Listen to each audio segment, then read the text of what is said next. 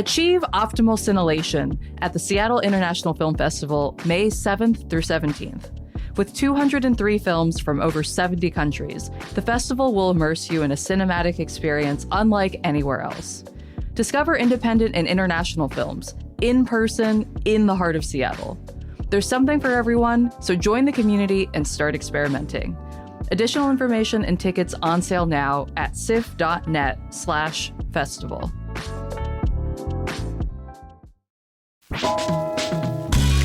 This is CityCast Seattle. I'm Jane C. Hu, and here's what Seattle's talking about. What do Starbucks, Neumos, and SIF all have in common? Their workers are negotiating with their employers for higher wages and more rights. And we're going to bring you your weekly dose of good news around town with our Good News Day Tuesday. But first, we're talking to Sarah Charon, who is Chief of Staff of UFCW 3000, the union representing REI workers, who are also trying to negotiate with their employer for higher wages and more rights. Welcome to the show, Sarah. Thank you so much. Great to be here. Also joining us is creative producer Sam J. Leeds. Thanks for being here, Sam. Hi, Jane. Hi, Sarah. I, for full disclosure, am an REI member. And I feel like one draw for consumers is the idea that REI is a co-op. And I feel like there are some nuances in what constitutes a co-op and the different structures for that. So just to kick us off, Sarah, how is REI structured as a co-op, I guess, on the consumer end, and also on the worker end? Yeah, really great question. REI is incorporated under a specific RCW, actually, in the state that allows them to operate as a co-op. I will say that there's only two co-ops that are incorporated under this particular statute. It's REI and PCC, who many people know. You know, there's certain requirements, but honestly, not a lot of requirements for them to operate in certain ways. And the joke, not the joke, because it's not really that funny on the campaign, is they're less of a co-op and just more, they should drop one of the O's. They're more of a corp, because that's really how they've been acting. So what are the benefits that PCC or REI gets from this RCW? You know, we've been trying to discover that on the campaign. There's loose requirements around transparency, around democracy, around accountability. But, you know, as we talk more, Jane, you'll come, and hopefully your listeners will come to understand that they've been eroding a lot of that democracy and accountability and transparency over the past couple years. And so it's really leaving us with a lot of questions. Yeah, so I know this fight has been going on for a while. I mean, I think a lot of folks in Seattle maybe have some vague awareness of it, but walk us through the timeline of what's been going on here. Yeah, absolutely. So about 4 years ago, the first store unionized in New York, and the Soho store. And these workers are amazing. They unionize with the RWDSU, which is the Retail Wholesale Workers Union. And they're also a part of the UFCW, the United Food and Commercial Workers. So they 4 years ago unionized and then sort of kicked off a series of unionizations across the country. And now we have 11 stores who are unionized from New York to Cleveland to Boston to we have 2 in North Carolina, two in California, and 1 in Bellingham, Washington, which is the one I represent. But I also help try that national coalition trying to get a deal. So that happened 4 years ago. There's been a series of things that has happened since then that have, you know, surprised us. It may surprise REI members like yourself to know that they've hired Morgan Lewis, which is a huge allied law firm of Trump. They are notoriously union busters, and they're certainly living up to their reputation right now, which is, you know, trying to delay, trying to ensure that these workers don't get a first contract, ensuring workers' rights aren't protected. Workers have been fired. So this is a company that supports to be progressive, pro-democracy, but in actuality is just the opposite. Have workers at the Seattle store attempted unionization? What is happening here in town? There's definitely been lots of conversations about workers at all sorts of, you know, they sort of have these flagship stores. So Seattle's a major flagship, Colorado and Denver, Alaska is a big flagship store. So there's definitely been conversations about unionization, but it's important to know that, like, when workers want to join a union, it's not that easy, right? And that REI is actually really dedicated to ensuring that their workers don't join this union. And part of that is ensuring that they don't get a first contract. Because if they don't get a first contract, then that word doesn't get out to other non-union REI stores, right? About like, hey, actually REI union workers have it better or have a lot of protections that you don't. And then they know if they do that, people are going to want to join the union. And so that's part of their strategy, is to ensure that, keeping them non-union as much as possible. Functionally, how have they been trying to do that? So I think honestly, mostly is ensuring that we don't get a first contract, right? We've been at the table for 4 years. Originally, we were all at our individual tables. And then in July of last year, we put an agreement with REI to come together at a national table. We really thought that this was the moment where they saw, okay, this unionization, this REI union is not going away. We're going to have to deal with it. So we're going to try to get a first contract. There was a lot of hope amongst workers for this. And then it went from July until February of this year. And at the end of the day, it's our belief that REI threw away a contract. We were about $250,000 apart from each other. And at the end of the day, they just don't want to be union. So, we even read in the Seattle Times this morning that they're starting to turn a profit. So we know it's not about money. And honestly, at the table, they haven't said it's because they can't afford it. It's other things.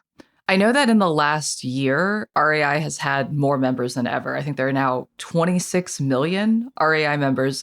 So what is the union recommending that consumers do? I mean, after years and years and years of fighting and trying to get REI to do the right thing, in a really unprecedented move, the unionized workers voted to boycott their own employer, which I've never seen before. I've seen campaigns to boycott. I have never seen workers vote to boycott their own employer. We're asking people to boycott from May 15th during the anniversary sale. And so that lasts about 2 weeks. And so we're trying to send a message to REI that if you're not going to listen to us at the bargaining table, if you're not going to listen to us after years of asking for reasonable things and a first contract, then we're sort of forced to take this next step, which is asking people to boycott and withhold their money during that period of time. I'm curious, Sarah, as somebody who is part of UFCW and, is involved in other union efforts, is there a typical sort of amount of time at the bargaining table? You were mentioning 4 years. Like, that sounds sort of outlandishly long to me. I'm curious how long it usually takes to get a contract ratified. Yeah, not that long. And that first contracts can be hard because you're creating something new. You're creating something from the ground up. So it's going to take a little bit more time than a usual contract negotiation. So 6 months to a year would be appropriate. We're, well past that. This seems like an intentional delay tactic. Mm-hmm. In terms of that first contract, you mentioned that you all had gotten to a point where you all were within $250,000 of each other in terms of your proposals. Can you give the broad strokes of what those proposals, how they differed? Like, what are workers asking for that management isn't quite relenting on? Yeah. So we had about 25 tentative agreements that we had already come to agreement on. Sam, to your question, like, how do you build a first contract? We had already built a lot of the foundation of the first contract. So there were, still several outstanding areas in which we were apart. But most notably, they were around things like economics and basic worker protections. So one thing that REI is vehemently opposed to is arbitration. So for example, if you had a terminated worker, right, the union felt like that worker was unfairly terminated, but the company didn't, you would go through a grievance process, right? It's all laid out in the contract. And there's several steps in that. At the final stage, if you still can't come to an agreement after this resolution process, you have arbitration, which is a more formal legal proceeding. Now, just for context, UFCW 3000 is a 60,000 member union. We're the biggest UFCW local in the country. We don't have any contract in the UFCW in our local that doesn't have arbitration. And for them to be drawing a line in the sand about something that's, so commonplace in labor law, again, makes you think, like, why do they think that, that is so problematic? So that was one area. Also definitions around just cause, which again just means that if you're going to discipline people, you have to discipline people fairly. The economic pieces were they are very married to their system of merit-based raises as opposed to across-the-board raises. So from our perspective, workers should be given an across-the-board raise equally every year. Now, what that is, that's up for negotiations. But from their perspective, they wanted merit-based ones where people could receive anywhere from 0% to 3%. Something like that every year. So in our minds, again, that's arbitrary. It leaves it up to, if somebody's a manager's favorite. And in our world, it feels like it's more equitable and fair to have it across the board. I mean, and with cost of living increases at, 3-4% each year, I could see why workers might be asking for such a thing.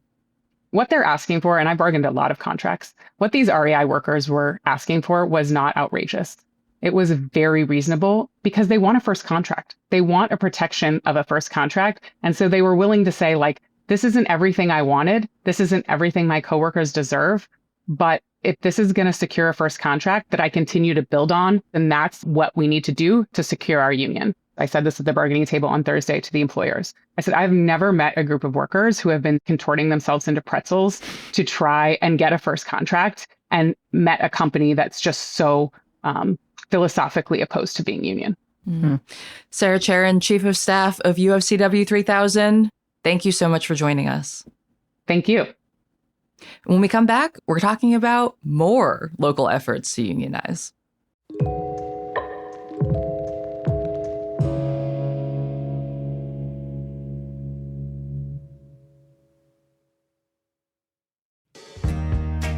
Are you thinking about Napa or Sonoma for your next wine trip? If so, you might be overthinking it. Dundee, Oregon is right in the heart of the Willamette Valley, and it delivers all of the charm, wine, and food that you're looking for with just a short drive south. It's 30 miles outside of Portland. And you know I love a walkable town, and Dundee is super cute. Every third Thursday, they've got art on display with live music, food trucks, and wine tasting specials. Go for the great wine, stay and enjoy the laid-back vibes. Travel Dundee is offering spring discounts for CityCast listeners. Visit traveldundee.com/CityCast to unlock exclusive lodging promo codes for your next stay. Again, that's traveldundee.com/CityCast. Hey Seattle, if you've ever wanted to see our Pacific Northwest whales, this is your moment. FRS Clipper Whale Watching is the only whale and wildlife tour departing from right in downtown Seattle. And this year, for their 40th anniversary, they're launching a brand new catamaran, the Emerald Clipper. It was built right here in Washington State, and it's designed for comfort and incredible views with spacious outdoor decks, floor-to-ceiling windows, and onboard naturalists who help you actually understand what you're seeing aboard this floating classroom. Out on the Salish Sea, you might encounter humpbacks feeding, killer whales hunting, gray whales cruising, plus bald eagles and seals and sea lions. It's not just a tour, it's a full wildlife experience. And they have a whale sighting guarantee, so if you don't see whales, you'll get a complimentary tour to use in the future. Spots fill quickly as the season ramps up, so don't wait. In fact, Sam and I have already booked our trip, and we cannot wait. You can book early too. Just go to whalewatching.com. That's whalewatching.com. In addition to REI, other worker unions are currently in negotiations or starting the process of unionizing. Joining us to talk about the latest unionization efforts at Neumos, we have Hannah Krieg, Seattle's reporter without a boss, founder of The Burner. Welcome, Hannah. Hi, thanks for having me. So I know you've been in touch with Neumos workers who are unionizing. What is the latest on that? I know, it was so serendipitous. I was literally walking to the rally for May Day, and I stumble upon Neumos just announcing their organizing efforts. To be clear, they are organizing but not quite unionizing. It's pretty hard to do an official NLRB sanctioned union for just that kind of industry. Not impossible, but just difficult. And so they're working together to organize their workplace to demand better pay, safe staffing conditions, and also just the enforcement of their rights, their right to take breaks and stuff like that. What does safe staffing mean? Someone who spoke at the at the event said that like, oh, we didn't have enough people to deal with sort of like, I mean, it's nightlife, right? So like there's security guards. Sometimes people are rowdy. Sometimes people are threatening them. Sometimes there's like, there's scales of like disruptions. And that can sometimes take more people to like deal with than like just like, okay, like bare minimum staffing, like we can have one person here and then one person at the bar. But basically they're talking about like, there's this incident, I think it was Super Bowl night, where someone was like threatening one of the security guards and then they didn't have enough people to kind of like handle it. And the manager had to come out. I think the manager got like punched or something. Like it just no. And it is one of those things that like they believe that it could be solved by having more hands on deck. If something bad happens like that and then that person has to leave, then they had to like shut down anyway. That makes sense. It feels like a delicate balance there. But Yeah. also, as an employee, you probably want to feel like you have the support that you need to, if anything does go down. So another group in town that is currently bargaining for a new contract are the SIF Cinema Workers Union. They said on Instagram that their last contract expired on April 23rd, and that management's proposed contract for the renewal would reduce minimum staffing and cut sick hours, and also lock in wages for the next 3 years with no yearly adjustments. And the union points out that this wage is likely below what Seattle's minimum wage could increase to during that time. Wow. So workers say they're fighting for more stability in their schedules. As any hourly worker knows, that matters a lot. If you can't get hours each week, you can't have a dependable income. They're also fighting for higher wages, and management is pausing negotiations during the SIF Festival, which kicks off this Thursday and runs through the 17th. One thing that got me thinking about this in relation to the Neumos thing was the question of minimum staffing. It seems like that is one thing that I can see management and employees maybe not seeing eye to eye on, just because, it costs money to have more people physically working there. But if you're the employee who's functionally covering the jobs of maybe more than one person, maybe you want some other employees there with you to spread the work out a little bit more and have your shift be a little less stressful. That is such a like bewildering proposal for it to be like locking in wages, you said, for 3 years. Like, just to put that into perspective for some of the listeners, like when I hear about a contract that they're like offering 2% raises every year, that is something that like unions is like, that's ridiculous. That's not a real proposal. Like to say you're gonna lock in wages for 3 years is like a pay cut every year, every time. That's so offensive. I can see how it benefits management. Yeah. For sure. For sure. Something else I was thinking about is the SIF Cinema Workers Union is not boycotting the film festival. In the segment before this, we're talking to the union representing REI workers trying to get their first contract. And they are asking folks to boycott the annual sale that's coming up, which is like a huge event for REI. And I'm just thinking about sort of like the different scales and tactics that have to be pursued in order to get the company to pay attention. And because it's been 4 years of trying to get a first contract at REI, it sort of makes sense. Okay, we're going to ask to hit them in their wallets and their budgets by saying, like, don't come shop at this sale.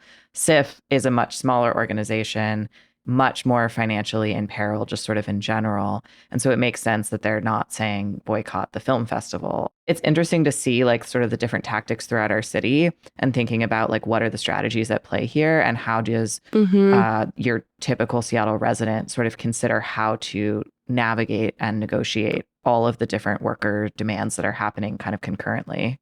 Yeah. And Jane, you said that their contract just ended in like April.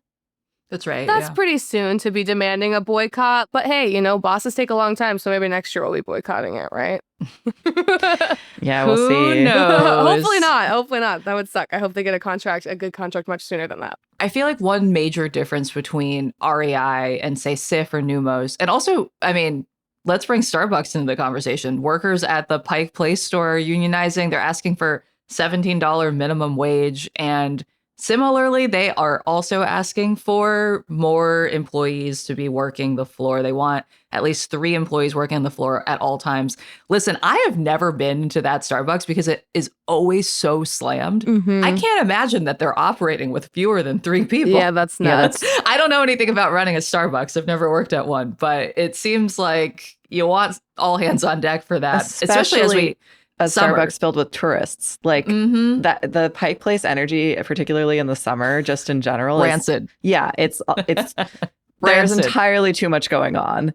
And the people that are lining up to go to the original Starbucks, the quote unquote original Starbucks, because we know it's not actually the first Starbucks location, but that's a other conversation. It's a whole other thing. But the people that are lining up to go to that are like probably, big Starbucks fans. Yeah. And so I can imagine the energy of like trying to get in the door, trying to get your drink in. You've probably got kids, you've got people who are hangry. Like the fact that there are not 3 people on the floor at all times in that store. They should be paid $1 million a year because you could not pay me enough to do that job. But okay, I'm bringing up Starbucks because Starbucks and to a lesser extent REI are larger organizations that clearly have some money. Starbucks in particular. Yeah. Unlike SIF and Neumos, small arts organizations in town who maybe don't have that much money, this is maybe a silly question coming from me, but like, what happens if your organization just like isn't good for the money? Like, if you're just not bringing in enough as an organization to be raising wages, I mean, does that mean you're supposed to be laying people off, which is like also a thing that maybe you don't want to be doing? I guess I don't have any experience being in management in one of these orgs, but I do wonder how that could play into this contract negotiation for SIF or, the success of the Neumos employees organizing.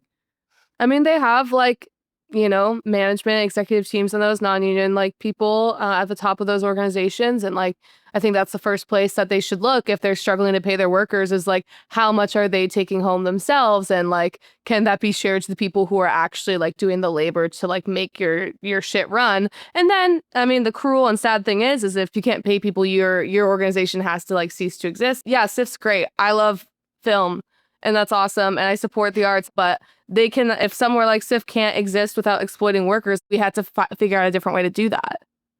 Yeah. Yeah, I think it's hard, right? Because so many of the arts organizations in Seattle are these sort of scrappy, like hanging on by the seat of their pants organizations. And as cost of living and expenses increase here, that impacts not just their budgets, but also their workers' budgets. And so everybody needs more money. And then people who are paying into these organizations as consumers are contributing less because they're minding their budgets. Like it's the self-perpetuating cycle. So I feel like people are kind of caught between a rock and a hard place with just overall affordability being kind of impossible. What I would like hope people could take away from this, I guess, is like there needs to be more like effort from like our local elected officials to make things like less expensive and like to address the affordability crisis. And so that we can keep, or maybe not keep, maybe it's too late to keep, but to like bring back like that kind of like, like scrappy grunge artsy attitude that like Seattle like really was put on the map for. That has to do with like, maybe decommodifying housing or maybe somehow to make housing less. I know, maybe this structural change. I'll start out there. Well, Hannah, I think what you were saying is essentially we need to fix everything. Yeah. Which you're probably onto something there, but we're probably not going to get there today. Let's take a break, and when we come back, let's switch gears and talk about some good news.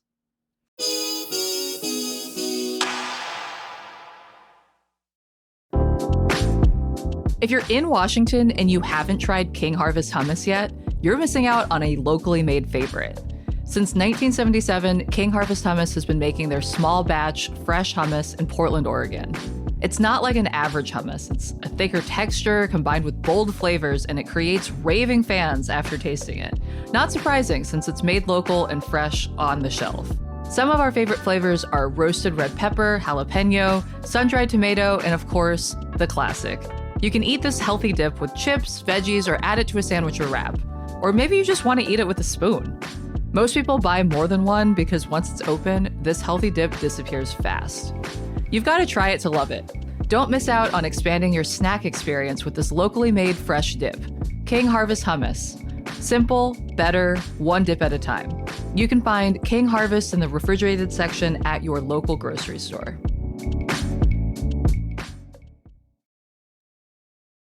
The good news, I feel like, is always that right now it's nice out. Yeah, right.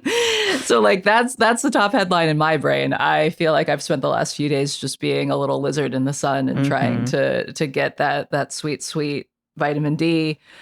But one other piece of good news that has come out of that is that if you're going to Denny Blaine, there's some clarity on the ongoing case with that historic nude beach and popular hangout for the LGBTQ community. Folks might have heard that there's this ongoing lawsuit between neighbors who live in the area who do not like that this has been a nude beach and say that there has been crime at the beach. A judge has ruled, basically there's a chain link fence dividing the beach into two parts where if you are there and you don't want to see people who are nude, you could stay on one side of the fence and folks who want to be nude can be on the other side.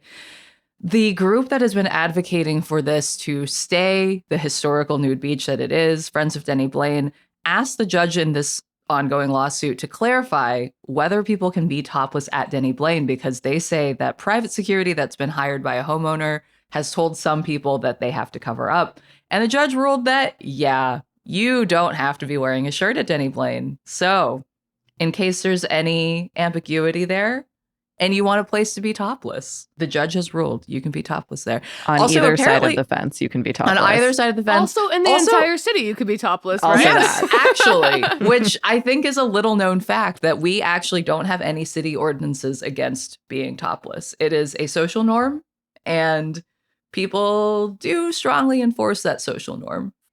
I As was we've driving seen. down the street the other day on my way to Belltown, and somebody was walking down the street fully naked and carrying like a few items. And she seemed to be in a great mood, was just cruising along down the street. And I was like, oh, well, I guess the sun's out, buns are out. Yeah, This you is can't- what's happening. You can't get tan lines. Like, she's got to get it even. Yeah. This is purely like logistical. Like, I don't understand. This is, I'm going to say, small chest privilege because I feel like my back would hurt so bad if I tried to do that. I support it on Not to give too much detail about this person's body, but I don't think small chest privilege was happening here, Jane. Okay. All right. Maybe this person was just hardier than I am. But yes, philosophically, I support it. And also, if you're just hanging out at Denny Blaine and you're sunbathing or something, doesn't really matter. But Yep. What other good news have you all heard this week? I have some good news. Former council president Sarah Nelson has returned to twitter.com. And she returned to twitter.com. I'm sorry. Do you mean X, Hannah? I think you mean X. Did I not say Is this X? good news? It is good news. I love listening to her. I love when she Hannah is speaks. like, I love mess. I love that. It's good news for the drama, for the discourse, for the overall political environment. She returned to Twitter this weekend to screenshot a tweet I posted where I was criticizing Katie Wilson, something I'm known to do. And You, Hannah? no. And then no. she said, full names me, Hannah Krieg is cosplaying as a normie or cosplays as a normie. I'm like, you know the word cosplay and normie? And Normie. I was like, And I your guess- full name. yeah, well, she knows my full name, but and it is, the first time she has tweeted since she was roundly rejected by voters in favor of Deion Foster, who has a much more humane view of the world, and it is one of her most highly engaged tweets of all time. It's good news that she was able to use my name for clout. What does it mean that you were cosplaying a normie? So Katie Wilson basically had an event that wasn't about surveillance cameras.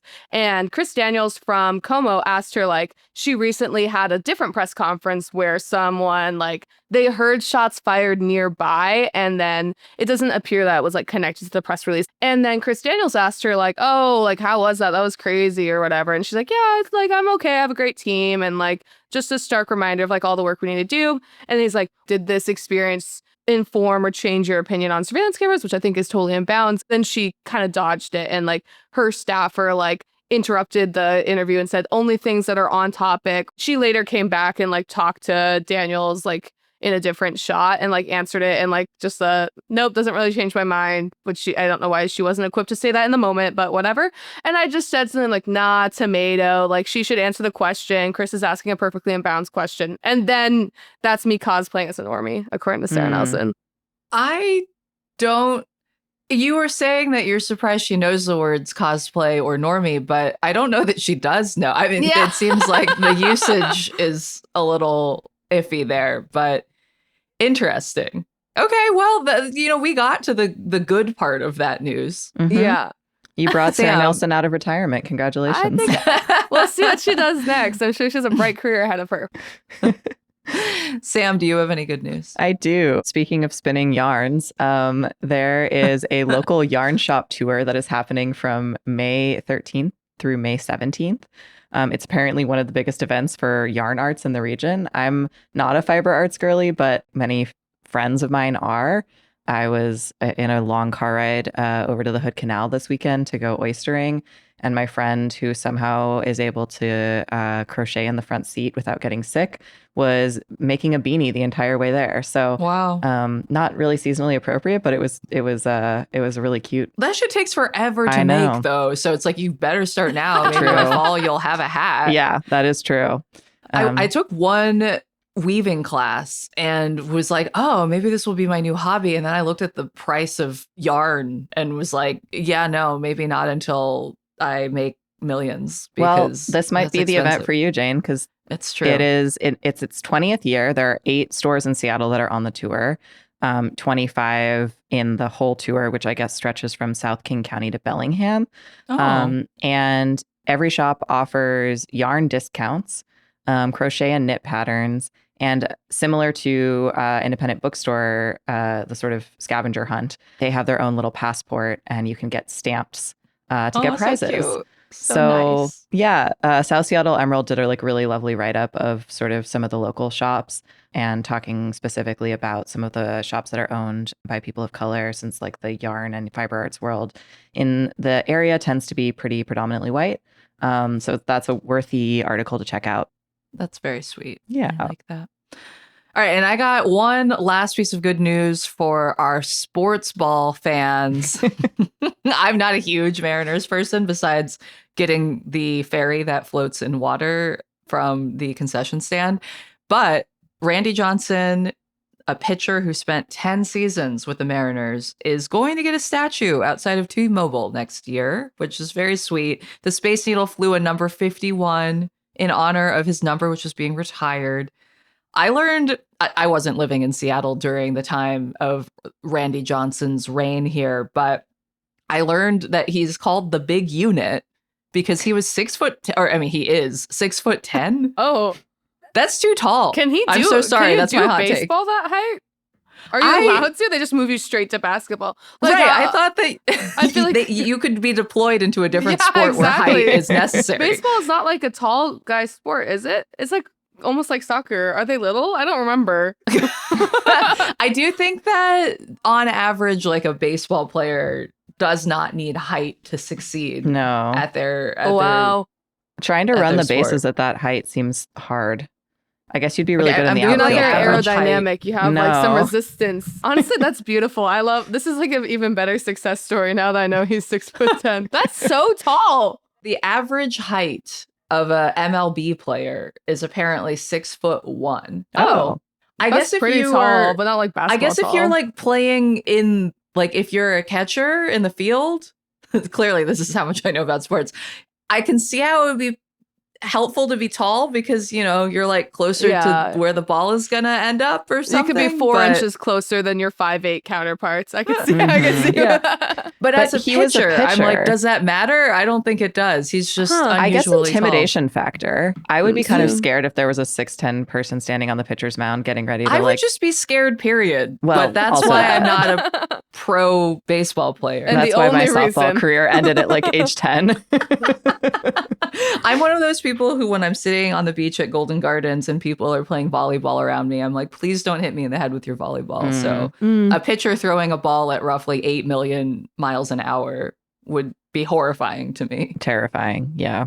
Good news for him that he's very tall. That is good I news. have to confess that I saw the number 51 being flown from the Space Needle and thought it was a backwards 12 and was very confused about what sports season we were in. I'm so glad you said something because I thought it was a 12 too. It's just like, oh, the flag is like one-sided or something. I'm like, I'm stupid. I don't know. And I mean, I'm with you, Hannah. I was like, oh yeah, 12. I don't know what they did this time.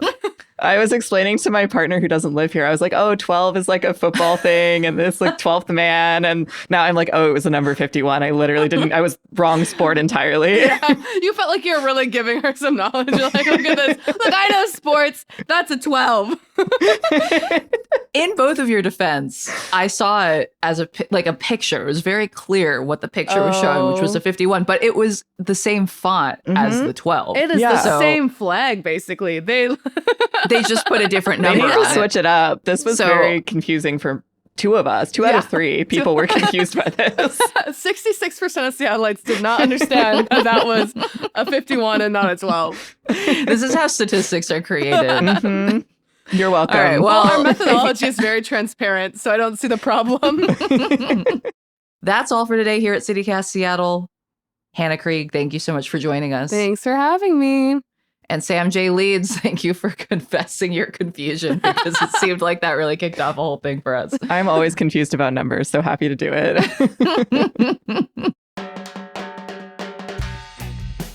Listeners, I would love to hear if you all also are confused by this. Or if you're the person, God, what a niche job this must be. Like, who is the person in charge at the Space Needle Corp of ordering a flag that gets flown at the top of the Space Needle? And who decides the schedule of the flag flying? That's some power. If you're that person, get in touch. I want to know everything about your job.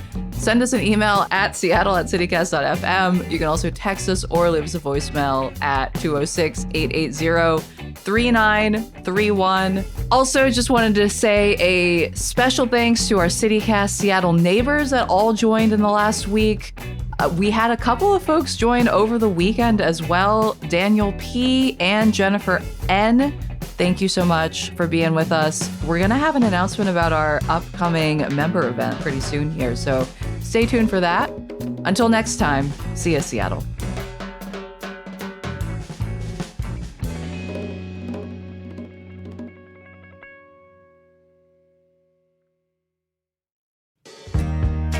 If you're enjoying the podcast, be sure to follow us on Apple, Spotify, or wherever you listen so you never miss an episode.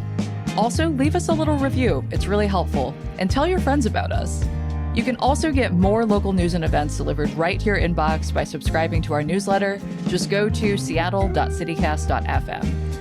And you can find us on Instagram, Blue Sky, and TikTok at CityCast Seattle. And you can watch full episodes of this show on YouTube.